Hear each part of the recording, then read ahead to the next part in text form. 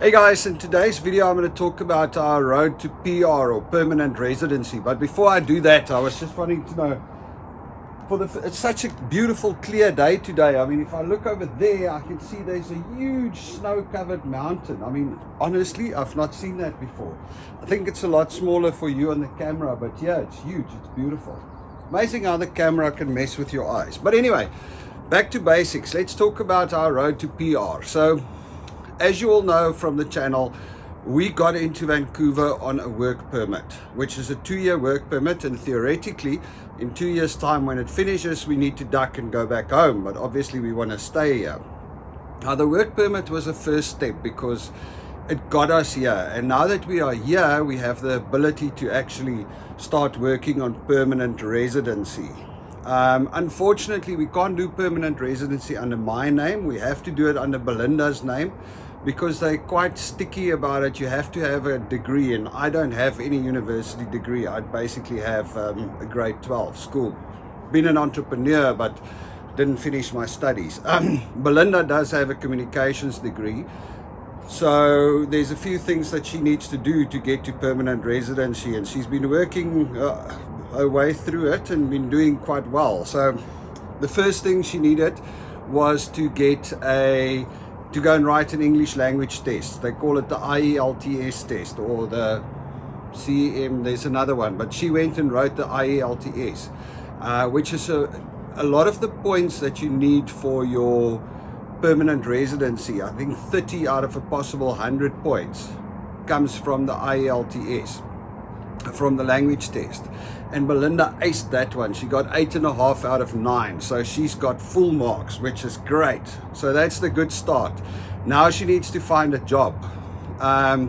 So let me explain the process.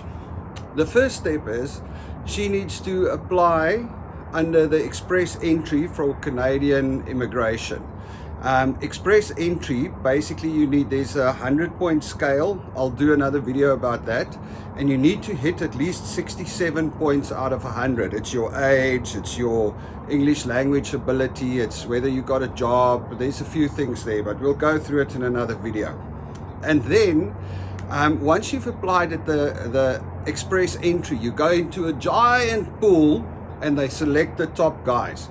Now for that they've got another thing, a CRA. What does that stand for? Can't remember. Anyway, so there's another scoring system out of 1,200 points, and that scoring system determines your place in the queue. So even if you got more than the 67 points and you are now in the system, in the express entry system, it doesn't mean you're automatically going to get in. You still need to, they pick people from the top. So now they use that CRA system to see your score, and that's what they use to push you to select who goes to the top. Okay, so first step, we need to apply for the express entry. But under the normal express entry, we're both older, so we are kind of lower down on the list, on the CRA. But because we are already in Vancouver, if Belinda finds a job in Vancouver, she can apply for a provincial nomination, or it's provincial. Anyway, she can apply for a nomination. So then British Columbia can nominate her and say, hey, we want this person here, and they let the immigration know.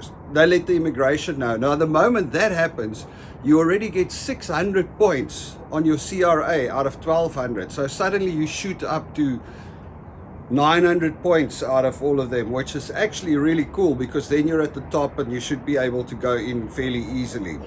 The problem is we need to get the provincial nomination, okay?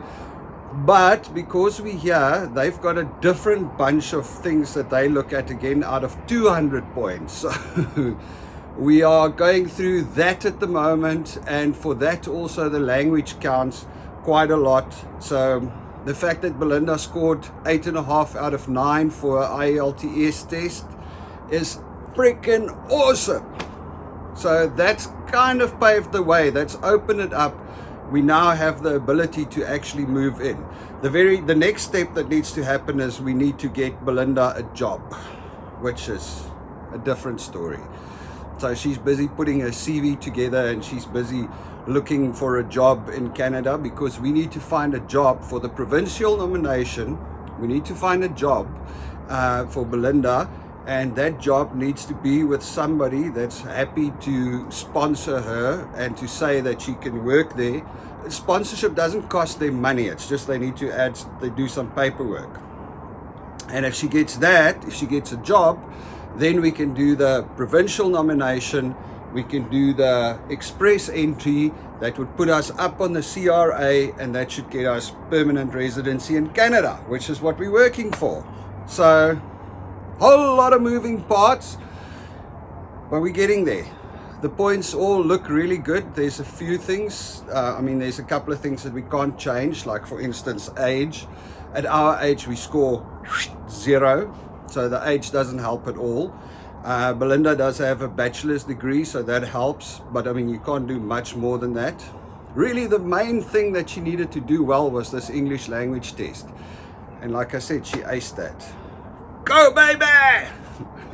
Anyway, guys, I'm going to make some more videos where I show the process and what all the point systems are and how it all works out, so that for those of you that are interested in coming to Canada, you understand how it works. Because trust me, even I don't understand how it works exactly. I know there's obviously immigration agents out there that know really well what's going on, but if you go onto the Canadian immigration website, it's very, very difficult to figure out what's happening there.